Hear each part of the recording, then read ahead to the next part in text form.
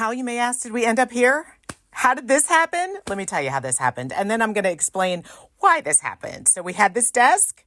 We just need to do something fun with it, except it was absolutely filthy. I'd had it for years. That's not tobacco, you guys. That's just grime. It's just gross. So we're going to clean it up. And then I don't usually prime, but I had an idea for this desk. And against my better judgment, it had to start with a white base. I don't know what to tell you. It just had to, because what I wanted to do was grab all my leftover paints. Y'all, I have so many half-filled jars of paint in my studio. I had to do something with them. And y'all, if you have not just dribbled paint or splattered paint or thrown paint, you are missing out on one of life's greatest pleasures. Now, I would not call myself a conceptual artist. It took me a long time before I even called myself an artist. And as soon as you try to put meaning behind your art, people want to question it. And maybe that's why I didn't do it for so long. But I got to tell you that unlike most of the pieces that I do, I had a conceptual idea for this. And that is this. I wanted to share in my own way, in my own medium, in my own style, what it feels like to have a brain on ADHD.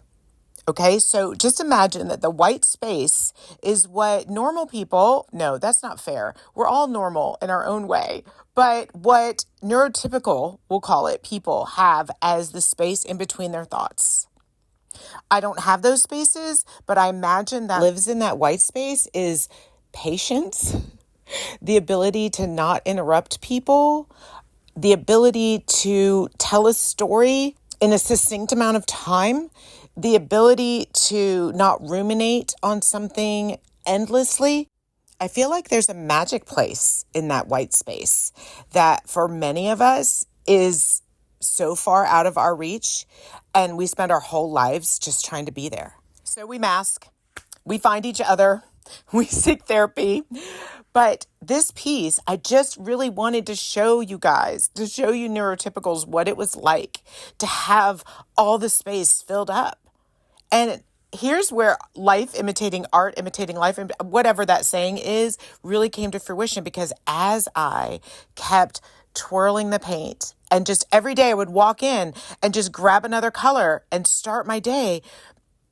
The irony of this whole thing is like I found the white space while I was covering up the white space by putting all these colors on it over and over and over and over and over. Y'all, it was so magical. I just started every day just dipping that brush in to the paint and just letting it do its thing. No rhyme, no reason. I did have fun playing with color. I did have fun playing with the juxtaposition of the neons. And when was I done? I didn't know when I was going to be done. This piece just totally took on a life of its own, and I had no control anymore at all. And then one day I just looked at it, and all of that chaos, all of those squiggles, all of that color made me calm. And I know it doesn't make a lot of you calm. I know it makes a lot of you apoplectic. You have told me so in the comments for the last 3 months. And that's okay, because I didn't make this for anybody but me.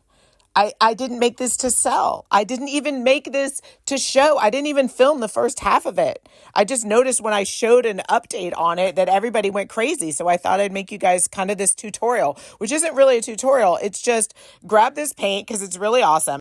It has a super long tail, which is a technical paint term that allows it to create this like spirographic squiggleness. Say that 10 times fast. And just layer the colors. Like every time I put a new color on, I had a new color story. It was just a totally different vibe. And then I just reached a point where I looked at it and I was like, we're done. It's done. My brain is done. So I brought it into my house. I'm completely thrilled with the way that it goes into my maximalist space. Believe me, I was nervous. Like, was this going to work? How could this possibly work? It totally worked. So in conclusion, this is my brain on ADHD. This is what it looks like. It's complete and utter chaos. How do I calm the chaos?